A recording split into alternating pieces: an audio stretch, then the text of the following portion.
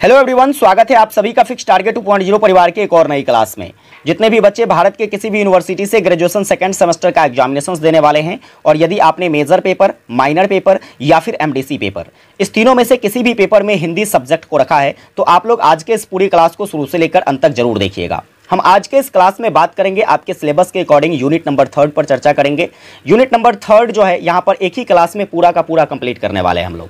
आपके एग्जामिनेशंस में बहुत कम समय बचे हुए हैं, इसको लेकर मैंने सोचा कि चलो जितने भी यूनिट अब करवाया जाएगा एक ही क्लास में सारे यूनिट को कवर करने का प्रयास किया जाएगा। ठीक है, देखो यूनिट नंबर 3 जो आपका सिलेबस कहता है, जिसके मुताबिक बात करें तो आपको क्या पढ़ना है, सूरदास के पदों के बारे में पढ़ना है। सूरदास जी जो है हिंदी के एक महान कवि के रूप में जाने जाते हैं और इनके द्वारा कृष्ण भगवान के बाल्यावस्था को चर्चित किया गया है। अब बाल्यावस्था की बात करें, बाल वर्णन की बात करें तो वैसे तो इनके द्वारा बहुत सारे पदों की रचना की गई, लेकिन यहां पर आपको जो आपके सिलेबस के मुताबिक पढ़ना है केवल 3 ही पदों को पढ़ना है। तो हम इन तीनों पदों को अच्छे से समझने का प्रयास करेंगे। जिस अंदाज में मैंने आपको यूनिट नंबर 1 कंप्लीट करवाया था, यूनिट नंबर 2 कंप्लीट करवाया था, उसी अंदाज में आपको यूनिट नंबर 3 भी देखने को मिलेगा। तो बस आप लोग शिद्दत से सभी बातों को सुनिए अच्छे से। अगर आप सभी चीज़ों को सुनने का प्रयास करते हैं, समझने का प्रयास करते हैं तो चीज़ें आपके लिए आसान हो जाएगी। और पेपर में जब आपसे यहाँ से शॉर्ट टाइप क्वेश्चंस या फिर लॉन्ग टाइप क्वेश्चंस या फिर ऑब्जेक्टिव क्वेश्चंस कुछ भी पूछा जाएगा, आप इजीली हल कर पाओगे। ठीक है, इतना मैं आपको भरोसा दिलाता हूँ। तो चलिए, एक बार आप लोगों ने सेशन को शेयर नहीं किया है, अपने सभी दोस्तों के बीच ज़्यादा से ज़्यादा शेयर कर दीजिए ताकि सारे बच्चे जो है क्लास को ज्वाइन कर सके। सेशन को लाइक नहीं किए हैं प्यारे बच्चे, लाइक कर दीजिएगा और चैनल पर नए हैं सब्सक्राइब करके नोटिफिकेशन बेल भी ऑन कर लीजिएगा। आइए बात करते हैं कौन कौन से पदों को पढ़ना है यहाँ पर। तो देखिए, सूरदास के जो पहले पद को आपको पढ़ना है वह पहला पद क्या है। तो पहला पद के अंतर्गत सूरदास जी जो है यह भाव सौंदर्य का चर्चा करते हैं। भाव सौंदर्य का क्या तात्पर्य है सर, समझ में नहीं आया, भाव सौंदर्य क्या होता है। तो देखो यहाँ पर जो है कृष्ण भगवान और उनके माता के बारे में बताया गया। किसके बारे में बताया गया है? कृष्ण भगवान और उनके माता के बारे में बताया गया है। जब बात हो माता की तो इनके लिए तो शब्द ही कम पड़ जाते हैं, क्योंकि इनकी ममता, इनकी महिमा का जो क्या कहते हैं गाथा है, इनको कम शब्दों में गाया ही नहीं जा सकता। लेकिन फिर भी सूरदास जी जो हैं शब्दों के माध्यम से, कुछ शब्दों के माध्यम से इसे वर्णित करने का प्रयास करते हैं। तो आइए हम समझते हैं इनको कि यह पद जो है यह क्या बताता है। तो अगर बात करें इस पद की तो देखो, जब भी परीक्षा में आपसे ये क्वेश्चंस पूछा जाता है तो जब भी किसी पदों की व्याख्या करने की बात होती है तो जैसे मैंने आपको पिछली क्लास में भी बताया है कि पदों की व्याख्या के लिए आपके लिए कितने चीज़ों की आवश्यकता होती है? 2 चीज़ों की आवश्यकता होती है। पहला तो आपका प्रसंग हो जाता है और दूसरा प्यारे बच्चे क्या हो जाता है? तो दूसरा हो जाता है आपके पदों की व्याख्या। प्रसंग क्या होता है? प्रसंग का यहां मतलब यह है कि ये जो पद है, जैसे यहां पर ये पद दिए हुए हैं, ये पद जो है यह कहां से लिया गया है, किनके द्वारा लिखा गया है, इसकी जानकारी आपको रखना है। जैसे मान लो कि यहां से ये लाइन उठा के आपके पेपर में डाल दिया और बोला कि इसको सप्रसंग व्याख्या करें, तो आपको इतना तो पता होना चाहिए कि यह किस कविता से लिया गया है, किनके द्वारा लिखा गया है वो। तो यहां पर हम उन्हीं चीजों को लिखेंगे। ठीक है, इसके बाद व्याख्या की बात करें तो पद जो भी कह रहा है उसको आपको क्या करना है? तो अपने शब्दों में बयां करना है। देखिए, अब पदों को पढ़ते हैं। पहला पद क्या कहता है? तो पहला पद देखो क्या कहता है। कहता है कि कहन लागे मोहन मैया मैया, नंद महर सौ बाबा बाबा, अरु हलधर सौ भैया, ऊंचे चढ़ी चढ़ी कहत जसोधा, लैले नाम कन्हैया, दूरी खेलन जनी जाहु ललारे, मारेगी काहू की गैया, गोपी ग्वाल करत कौतूहल, घर घर बाजत बधैया। और फिर आगे कहते हैं सूरदास जी कि सूरदास प्रभु तुहरे दर्शन को, चरणन की बलि जैया। ये पहला पद है। अब इन पदों को अगर हम व्याख्या करेंगे तो देखिए, यहाँ पर जो है कृष्ण भगवान जब जन्म लेते हैं, कोई भी बच्चा जब जन्म लेता है तो जन्म लेने के बाद वह धीरे धीरे बड़ा होता है। धीरे धीरे जब बड़ा होता है तो वह बोलना शुरू कर देता है। और आपको एक बात तो पता ही होगा कि जब कोई भी बच्चा अगर बोलना शुरू करता है ना तो सबसे पहले माँ का नाम लेता है। किसका नाम लेता है? सबसे पहले माँ पुकारता है। उसी प्रकार से भगवान श्री कृष्ण जो है यहाँ पर क्या कहते हैं सूरदास जी? सूरदास जी कहते हैं जब कृष्ण जी जब बड़े हो जाते हैं तो कहन लागे मोहन मैया मैया। मोहन किसका पर्यायवाची है? कृष्ण का पर्यायवाची। मोहन किसका पर्यायवाची है प्यारे बच्चे? कृष्ण का पर्यायवाची है। यानी कि अब कृष्ण भगवान जो है यह मैया मैया कहने लगे हैं। क्या कहने लगे हैं? मैया मैया कहने लगे हैं। इसके बाद कहते हैं सूरदास जी कि नंद महर सौ बाबा बाबा, और जो ब्रजराज श्री नंद जी है, नंद जी को वो क्या पुकारने लगे हैं, बाबा बाबा कह के पुकारने लगे हैं। इसके बाद कहता है कि अरु हलधर सौ भैया, और हलधर, हलधर जो है कौन है भाई साहब, बलराम जी। हलधर किसको कहते हैं, बलराम जी को कहते हैं, और बलराम जी को जो है भैया भैया कह के कौन पुकारने लगा है, तो श्री कृष्ण जी पुकारने लगे हैं। अब जब बच्चे बड़े हो जाते हैं तो बच्चों का एक स्वाभाविक गुण होता है, वह नटखटपन होता है। क्या होता है प्यारे बच्चे, नटखटपन होता है। बच्चे बहुत नटखट होते हैं। इस स्थिति में बच्चे को अगर कितना भी माँ मना करे, पापा मना करे, भाई मना करे, परिवार के कोई भी सदस्य मना करे, उसकी जो इच्छा होती है ना वो करने को ही तैयार रहता है, वो करता ही है ना। तो वैसी स्थिति में जो कृष्ण भगवान होते हैं क्या करते हैं, जब खेलने के लिए इधर उधर चले जाते हैं तो इनकी जो माता होती है, कहता है कि ऊंचे चढ़ी चढ़ी कहत जसोधा, और तब जब वह खेलने के लिए इधर उधर चले जाते हैं तो ऊंचाइयों पर चढ़कर जसोधा मैया जो है, उनकी कृष्ण भगवान की जो माता है, वह ऊंचाई पर चढ़कर के क्या बुलाने लगती है, तो कन्हैया कन्हैया बुलाने लगती है। फिर आगे कहता है कि दूरी खेलन जनी जाहू ललारे। देखो अब माँ की ममता यहाँ से बयां हो रही है। माँ जो दसोधा है वह कहती है कृष्ण को कि दूर खेलने के लिए मत जाओ, खेलने के लिए दूर मत जाओ। अगर तुम खेलने के लिए दूर जाते हो तो मारेगी काहू की गैया, किसी की गैया तुम्हें मार पड़ेगी, है ना। और जब मार पड़ेगी तो फिर क्या होगा, कष्ट होगा, चोट लग जाएगी। ये माँ की ममता है। क्या है, माँ की ममता है अपने बच्चों के प्रति। आगे फिर यहां पर कृष्ण भगवान के लिए सूरदास जी कहते हैं, गोपी ग्वाल करत कौतूहल। गोपी ग्वाल करत कौतूहल, यानी कि गोपियों और गोप में क्या है, तो आनंद और कौतूहल का माहौल बना हुआ है। घर घर बाजत बधैया, और सभी के घरों में क्या बज रही है, तो बधैया बज रही है। फिर आगे भाई साहब जो सूरदास जी कहते हैं, सूरदास प्रभु तोहरे दरस को, ठीक है, कहने का तात्पर्य है कि सूरदास जी जो हैं प्रभु श्री कृष्ण के दर्शन को क्या है, ललायित हैं, और चरणन की बलिजैया। सूरदास जी जो है कृष्ण भगवान के दर्शन पाने के लिए उनके चरणों में न्यौछावर है। क्या है, कृष्ण भगवान के चरणों में न्यौछावर हैं। तो उम्मीद करता हूं आपको ये जो पहला पद जिसमें माँ के सौंदर्यों का, भाव सौंदर्यों का वर्णन किया गया है सूरदास जी के द्वारा, वो आपको समझ में आ गया होगा कि किस प्रकार से कृष्ण भगवान जो हैं अब बाल्यावस्था की तरफ जो है अग्रसर हो गए हैं। उनकी जो अब अवधि, उम्र अवधि है वो बढ़ने लगी है। वह जो है अब मामा करके अपनी माँ को पुकारने लगे हैं, बाबा को जो है नंद जी को जो है बाबा कहकर पुकारने लगे हैं, अपने भैया बलराम जी को जो है भैया भैया कहकर पुकारने लगे हैं। इधर उधर नटखटपना के कारण जो है खेलने के लिए चली जाते हैं। माँ उनको जो है ऊंचाइयों पर चढ़कर जसोधा मैया जो है बुलाती है, ठीक है, और बुलाती है और साथ में चेताती भी है, कहती है कि दूर मत जाओ खेलने के लिए, किसी की गाय अगर तुम्हें मार देगी तो वैसी स्थिति में तुम्हें जो है कष्ट होगा, पीड़ा होगी, ठीक है। फिर इसके बाद जो है बताया गया यहाँ पर सूरदास के द्वारा, जब कृष्ण भगवान की यह लीलाएं प्रकट होती हैं तो वैसी स्थितियों में जितने भी गोप गोपियाँ होते हैं उनके घरों में क्या होता है, तो आनंद का एक माहौल बन जाता है, ठीक है। सभी के घरों में बधैया बजती है। और इसके साथ जो है सूरदास जी कहते हैं कि सूरदास जो हैं वह कृष्ण भगवान के दर्शन को लेकर मानो कि इस प्रकार से ललायित है कि कृष्ण भगवान के चरणों में अपने आप को न्यौछावर कर दिए हैं। ये पहला पद रहा आपका, ठीक है। आइए प्यारे बच्चे देखो यहां पर दूसरा पद क्या कहता है। तो जब अगर बात होती है दूसरे पदों की, तो आपको जो दूसरा पद पढ़ना है, इस पद के माध्यम से सूरदास जी जो है क्या बताते हैं, तो इसमें गोपी और गोपियों के, ठीक है, गोप और गोपियों के जो है भाव सौंदर्यों का चर्चा किया गया। मतलब कृष्ण भगवान के प्रति गोपियों का, गोपों का क्या भाव है, इसको बताने का प्रयास किया गया है। यह कब व्यक्त होता है पता है, जब आपने देखा होगा कृष्ण लीलाएं आपने देखी होगी, जब माखन चुराने के कारण कृष्ण भगवान को क्या करता है, उसकी माँ उखड़ से बांध देती है, तो किस प्रकार से गोपियाँ जो है उसे छुड़ाने के लिए क्या करती है, तो विनतियाँ करती रहती है जसोधा मैया से। वो बार बार कोशिश करती रहती है कि जसोधा जी अगर उसको नहीं छुड़ाती है तो चलो मैं ही छुड़ा देता हूँ, लेकिन जसोधा जी के मना करने पर, डांटने पर जो है क्या करती है, तो वो नहीं कर पाती है। तो इस प्रकार के भाव सौंदर्यों का वर्णन यहां पर क्या किया गया है, दूसरे पदों में चर्चा किया गया सूरदास जी के द्वारा।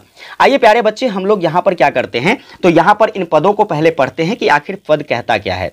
देखो पद कहता है कि देखो माए कान हिलकारी रोबे, देखो माए कान हिलकारी रोबे, इतनक मुख माखन लपटानियो, डरनी आंसू बनी धोबे, माखन लागी उखल बांधियो, सकल लोग ब्रज जोबे। आगे कहते हैं सूरदास जी कि निरखय कुरुख उल बालनी की दिस, लाजनी आँखनी गावे, ग्वाल कहे धानी जननी हमारी, सुकर सुभी नित नोबे। आगे फिर कहते हैं यहाँ पर देखो, तो आगे पंक्ति में कहा गया है कि बरबस ही बैठारी गोद में, धारे बदन निचोबे, ग्वाली कही या गोरस कारण, कत सुत की पति खोबे।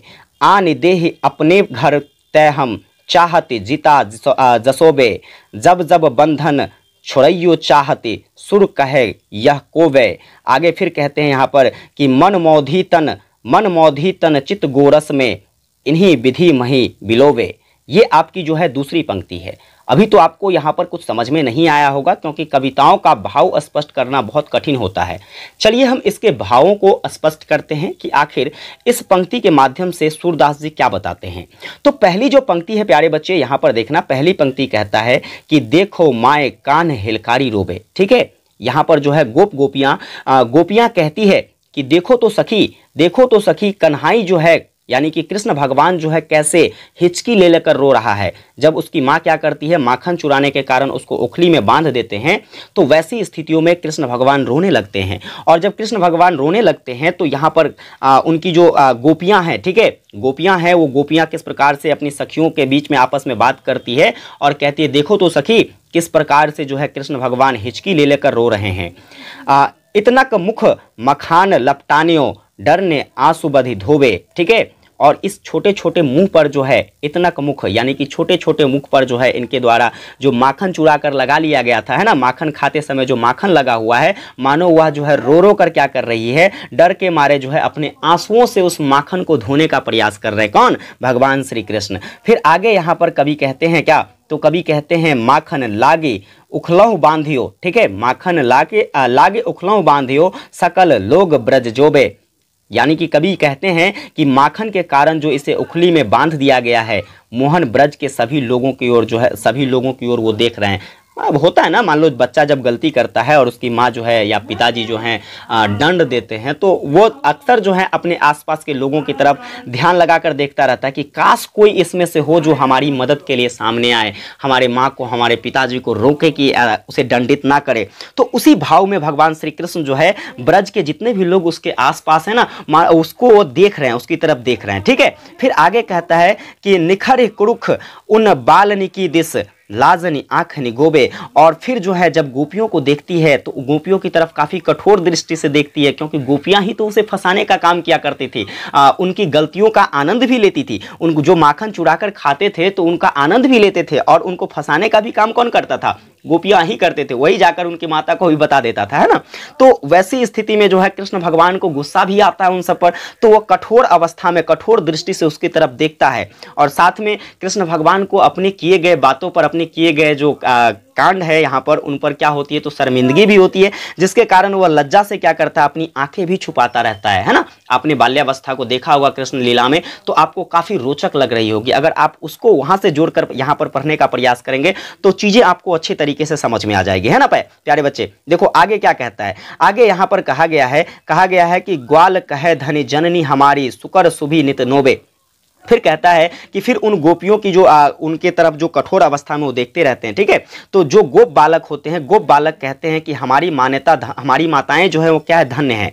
हमारी माताएं क्या है प्यारे बच्चे, धन है। हमारी माताएं यानी कि गोपी, जितने भी गोपी हैं वो आपस में बात करते हैं और कहते हैं हमारी माताएं धन्य हैं। वो क्या करती है कि प्रतिदिन जो है अपनी हाथों से गायों को न्योती है। न्योती कहने का मतलब क्या होता है, नोती कहने का मतलब होता है कि गाय के पिछले पाँव को रस्सियों से बांधना। क्या, गाय को गाय का जो पिछला पाँव होता है उसको रस्सी से बांध देना, उसको नोती करना कहते हैं, ठीक है।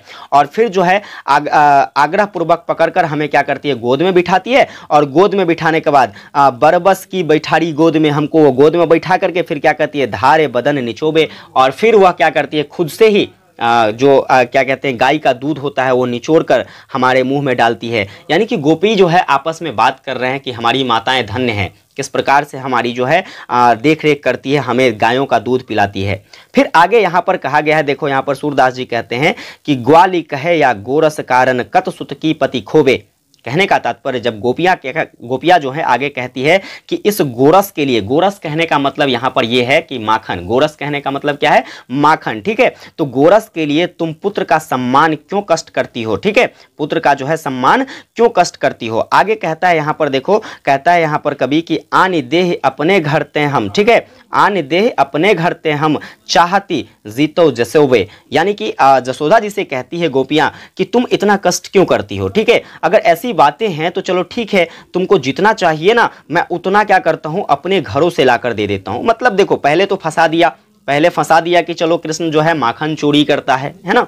और फिर जब कृष्ण भगवान को उनके माता जसोदा के द्वारा दंड दिया जाता है तो वही गोपियाँ कहती है कि चलो कोई ना, ठीक है, क्या करता हूँ, तुम जो है इस प्रकार से अपने आप को कष्ट दे रही हो तो हमें ये माखन नहीं चाहिए। अगर तुमको ये माखन चाहिए, गोपियों को कृष्ण जसोदा जी कहती है कि तुमको अगर ये माखन चाहिए तो चलो मैं अपने घर से लाकर दे देता हूँ, ठीक है, मैं इसकी भरपाई करूँगा। फिर आगे कहता है कि जब जब बंधन छोड़ो चाहती सुर कहे यह कोबे। फिर कहता है सूरदास जी क्या कहते हैं कि जब जब गोपियाँ चाहती है कि हम इसके कृष्ण भगवान के बंधन को खोल दे, ठीक है, कृष्ण भगवान जो बंधन में बंधे हुए हैं उसको खोल दे, फिर तो क्या है, ब्रजरानी यानी कि जो जसोदा मैया है, जसोदा मैया उसको डांट लगाती है कि तुम कौन हो, है ना, यह कौन है, इस प्रकार से जो है डांट लगाने का प्रयास करती है। और इस डांट में आकर गोपियाँ जो है अपनी प्रयास को सफल नहीं कर पाती है, वह उसको खोल नहीं पाती है। इसके बाद आगे कहता है कि मन माधो तन चित गोरस में इन्हीं विधि मही बिलोबे। हालांकि कृष्ण भगवान की जो माता है उनको दंड देती है, क्या है प्यारे बच्चे, दंड देती है। लेकिन एक बात का यहाँ पर, माँ कोई भी हो, बच्चों को भले ही वो दंड दे लेकिन प्यार भी सबसे ज़्यादा माँ ही करती है। और दंड देते समय भी उसके हृदय में ममता ही रहता है, क्या रहता है, ममता ही रहता है। तो वही यहाँ पर लेखक के द्वारा जो व्यक्त करने का प्रयास किया गया है, भले ही वह क्या कर रही है, तो वह उसे दंड दे रही है, लेकिन मानो कि देखो दंड देने के क्रम में वो क्या करती रहती है, तो मक्खन को मसती रहती है। भले ही क्या है, तो मक्खन मथने में अपना समय व्यर्थ कर रही है, लेकिन उसका ध्यान किस तरफ लटका हुआ है, तो कृष्ण की तरफ ही लटका हुआ है, ठीक है। तो ये बातें कौन बताता है, सूरदास जी इस पंक्ति के माध्यम से बताने का प्रयास करते हैं। तो प्यारे बच्चे आप लोग कमेंट करके बताइएगा कि आपको ये दूसरा पद जो है अच्छे से समझ में आया, किस प्रकार से आपके सामने जब ये पद पूछा जाएगा तो आप उसकी व्याख्या करोगे। अब आइए आखिरी पदों की बात करते हैं, इसके बाद फिर हम लोग सूरदास के बारे में जानेंगे। देखो तीसरा जो पद है यहाँ पर आपको सूरदास का पढ़ना कौन सा है, तो तीसरा पद जहाँ पर किसके बारे में, कामना पूर्ति के सौंदर्य के बारे में चर्चा किया गया। कामना पूर्ति करने का मतलब, देखो कामना पूर्ति करने का मतलब यह है, कामना का मतलब इच्छा होता है। कामना का क्या मतलब होता है, कामना का मतलब इच्छा होता है। जैसे कि अब देखो कृष्ण भगवान जो है अब धीरे धीरे बाल्यावस्था से अब थोड़ा सा बड़ा हो गए हैं, इधर उधर जाने लगे हैं, तो वो देखता है कि जो जितनी भी गोपियां हैं, ठीक है, जितनी भी गोपियां हैं वह सभी क्या जाते हैं, गौ चराने जाते हैं। तो उनकी भी इच्छाएं होती है कि मैं भी जाऊं गाय चराने, ठीक है, सभी के साथ मिलकर मैं भी क्या करूं, गाय चराने जाऊं। और उनका एक और ख्वाहिश होता है कि जिस तरीके से हमारे पिताजी जो हैं हमारे इस ब्रज का नरेश हैं, क्या है, ब्रज के नरेश हैं, उसी प्रकार से जो है हम भी क्या बने, तो अपने गोपियों का मुखिया बने। ये लालसाएं उसके अंदर होती है। अब इसी लालसाओं को यहाँ पर कवि सूरदास जी के द्वारा क्या किया गया है, व्यक्त करने का प्रयास किया गया है। आइए प्यारे बच्चे हम इन सभी चीज़ों को अच्छे से जानते हैं, यहाँ पर सभी पंक्तियों के अर्थों को समझेंगे। तो देखो यहाँ पर अगर बात करें अर्थों की, तो पंक्ति को पहले पढ़िए। पंक्ति क्या कहता है, पंक्ति कहता है मैया हो गाय चरावन जई हो, तू कही महर नंद बाबा सो, बड़े भैयों न डरे हो। आगे कहता है रईता पैता मना मनसुखा, हलधर संघई रही हो, ठीक है। आगे कहता है कि बंसी बटतर ग्वालनी के संग खेलत अति सुख पई हो, ठीक है। फिर आगे कहते हैं कि ओदन भोज, ठीक है, ओदन भोजन दे दही कवारी, भूख लगे ते खई हो, सूरदास है साखी जमुन, जल सोहे देही जू नही हो, ठीक है।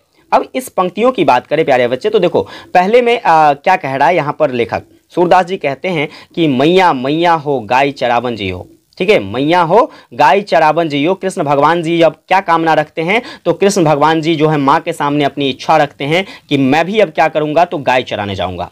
क्या करने जाऊँगा, गाय चराने जाऊँगा। फिर आगे कहता है कि तू कही महर नंद बाबा सो, बड़े भैयों न डरही हो, ठीक है। अब अपनी माँ को कहता है कि पिताजी को तुम मना लो, है ना, अपने पिताजी को क्या करो, मेरे पिताजी को आप मना लो, आप मना सकती हो, ठीक है। आप ब्रजराज नंद बाबा से कहो कि मैं अब बड़ा हो गया हूँ। कृष्ण भगवान क्या कहता है कि मैं अब बड़ा हो गया हूँ, अब मुझे डर नहीं लगता, मैं नहीं डरता हूँ, इसलिए मैं क्या करूँगा, गाय चराने जाऊँगा। किसके साथ गाय चराने जाऊँगा, तो रईता पैता मना मनसुखा, हलधर संग ही रही हूँ, ठीक है। जब मैं गाय चराने जाऊँगा तो किसके साथ रहूँगा, रईता पैता, इसके बाद मना, फिर मनसुखा और हलधर यानी कि जो आपके बलराम जी हैं, इन सभी सखाओं के साथ क्या करूंगा, तो मैं गाय चराने जाऊंगा। किसके साथ गाय चराने जाऊंगा, तो ये सारे सखाओं का नाम याद रखना है आपको। इन सभी सखाओं के साथ कृष्ण भगवान इच्छा रखते हैं कि मैं भी गाय चराने जाऊंगा। फिर आगे कहता है कि बंसी बट तरु, ठीक है, बंसी बट तर ग्वालनी के संग, यानी कि बंसी बट के नीचे जो है, बंसी बट के नीचे मैं ग्वालों के साथ क्या करूंगा, तो ग्वालों के साथ खेलत अति सुख पइयों, जब ग्वालों के साथ बंसी बट पर खेलूंगा तो हमें बहुत ही प्रसन्नता होगी, मैं अपने आप को अत्यंत सुख महसूस कर पाऊंगा। ये कौन इच्छा रखता है अपनी माँ के सामने? कृष्ण भगवान रखता है। फिर आगे कहता है कि ओदन भोज दे दही कवारी, भूख लगी तय खइयों, ठीक है। और फिर तुम क्या करना मुझे, तो भोजन के लिए जो है कुछ भात वगैरह जो है, भोजन के लिए भात दही वगैरह जो है क्या करना, हमें छीक में बांध कर दे देना, ठीक है। जब हमें भूख लगेगा वहां पर खेलने के क्रम में तो मैं खा लिया करूंगा, ठीक है। इसके बाद आगे कहता है कि सूरदास है साखी जमुन, जल सौह देहु जू नहियों। और फिर सूरदास जी कहते हैं कि जमुना के जल मेरा जो है साक्षी है, शपथ उस वहाँ पर क्या करूँगा, मैं स्नान करूँगा। कृष्ण भगवान अपनी माँ से इच्छा रखता है कि कृष्ण भगवान क्या बताते हैं यहाँ पर कि मैं जब यमुना तट पर जाऊँगा तो वहाँ पर जो है, वहाँ पर तो यमुना जो है जिसको मैंने क्या दिया है, वचन दिया है कि जब मैं कृष्ण के रूप में यहाँ पर जन्म लूँगा तो मैं तुम्हारे जल में क्या करूँगा, स्नान करूँगा, जिससे तुम्हें क्या मिलेगी, मुक्ति मिलेगी, है ना। किसको वरदान दिए, किसको यह वचन दिए रहते हैं, यमुना नदी को वचन दिए रहते हैं। तो इस बातों को लेकर जो है कृष्ण भगवान जो है अपनी माँ के सामने इच्छाएं रखता है कि मैं क्या करूँगा, मैंने तो वचन दिया है यमुना को, तो मैं क्या करूँगा, जब भी यमुना तट पर जाऊँगा तो वहाँ पर क्या करूँगा, स्नान करूँगा, ठीक है। इस प्रकार से अपनी माँ के सामने कौन इच्छा रखता है, तो भगवान श्री कृष्ण इच्छा रखते हैं। तो उम्मीद करता हूं आपको प्यारे बच्चे तीसरा पद भी अच्छे से समझ में आ गया होगा। अब आइए आगे चलते हैं। तो देखिए आगे जो हमें पढ़ना है वह क्या पढ़ना है, सूरदास जी के व्यक्तित्व के बारे में पढ़ना है, क्योंकि अभी तो आपने सूरदास के द्वारा जो भी आपको पद पढ़ना था वो आपने पढ़ा, है ना। अब जो हम लोग पढ़ेंगे वह क्या पढ़ेंगे, सूरदास के व्यक्तित्व के बारे में पढ़ेंगे कि आखिर सूरदास का जीवन परिचय क्या है, फिर साहित्य में इसका क्या योगदान रहा है। यहाँ से भी आपके पेपर में बहुत सारे ऑब्जेक्टिव क्वेश्चंस बनाए जाएंगे, बहुत सारे सब्जेक्टिव क्वेश्चंस बनाए जा सकते हैं, कैसे कैसे प्रश्न बनाए जाएंगे इस पर तो मैं बाद में चर्चा करने ही वाला हूँ, ठीक है।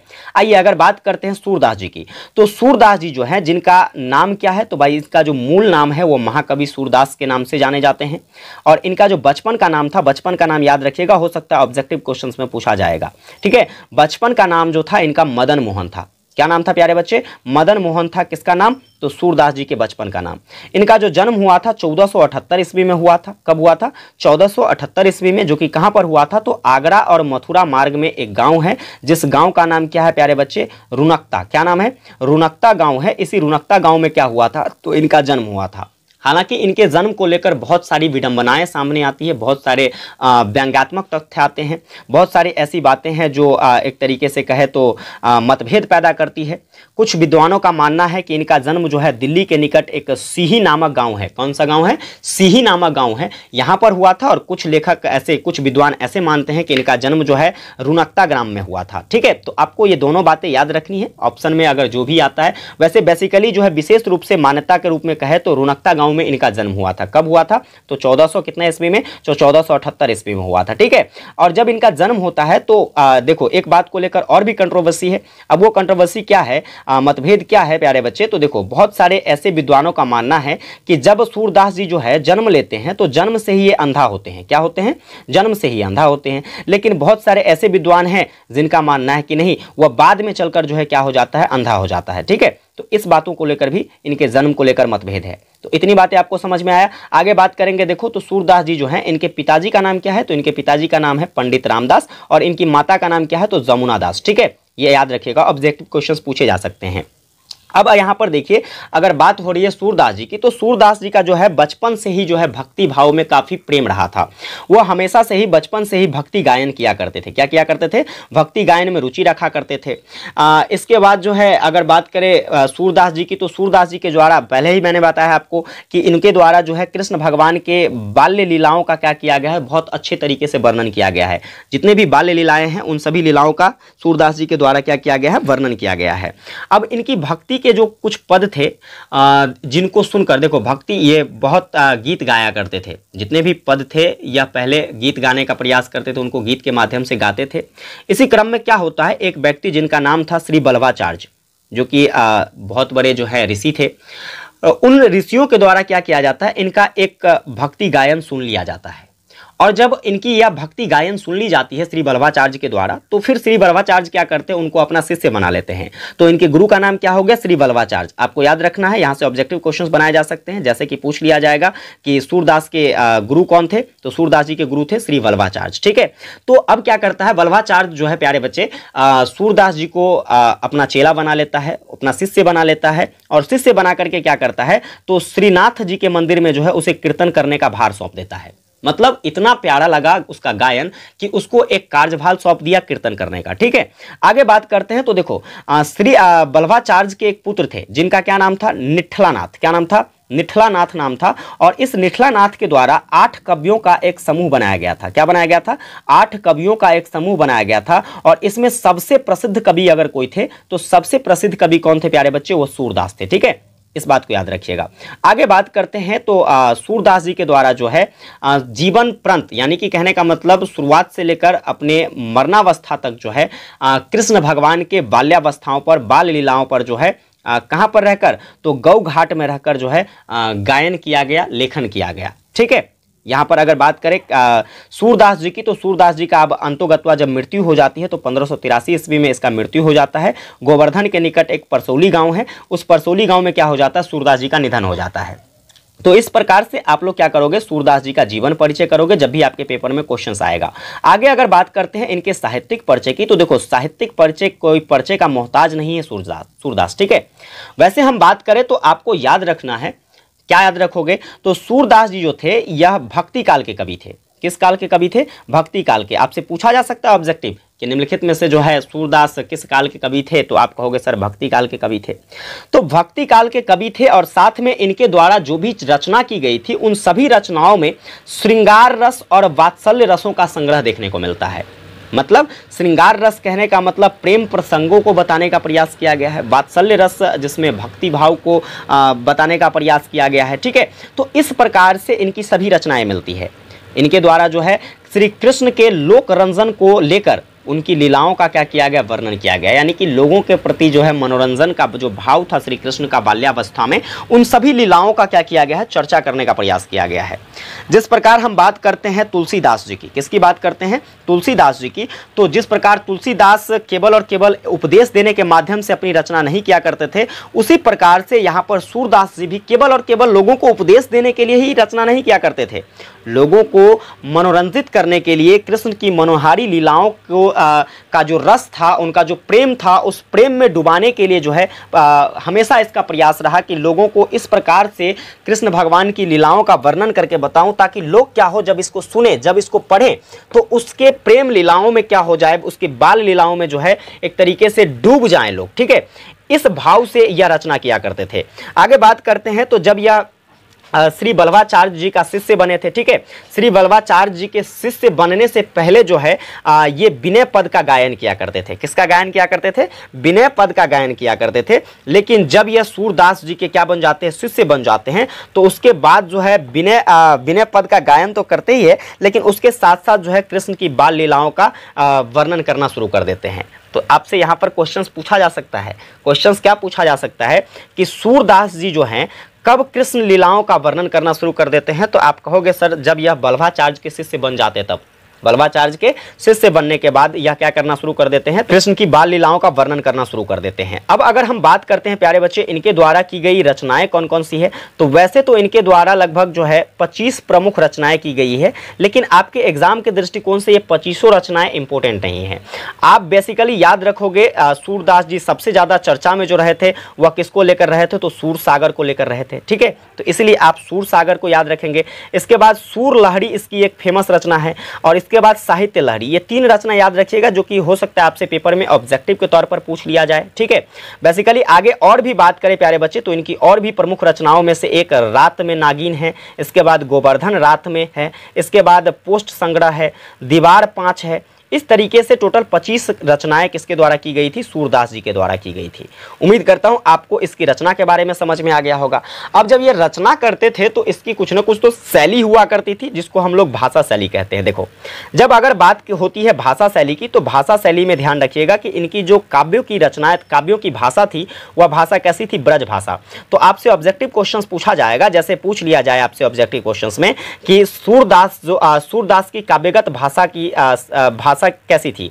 तो उसकी जो भाषा थी वह ब्रज भाषा थी। ठीक है, जितनी भी रचनाएं की वह ब्रज भाषा में किया, और उसकी जो भाषा की शैली थी, उसकी रचना की जो शैली थी वह मुक्तक शैली थी। ठीक है, इस बात को भी याद रखिएगा। किस शैली में रचना किया करते थे? मुक्तक शैली में रचना किया करते थे। और जब भी इन्होंने जिस भी प्रसंग को व्याख्या किया तो वह काफी वर्णनात्मक शैली में व्याख्या किया, यानी कि उसका काफी डिटेल में हर समय जो है जब भी अपनी व्याख्या किया करते थे तो उसे काफी लंबे अंतराल में वर्णन करने का प्रयास करते थे।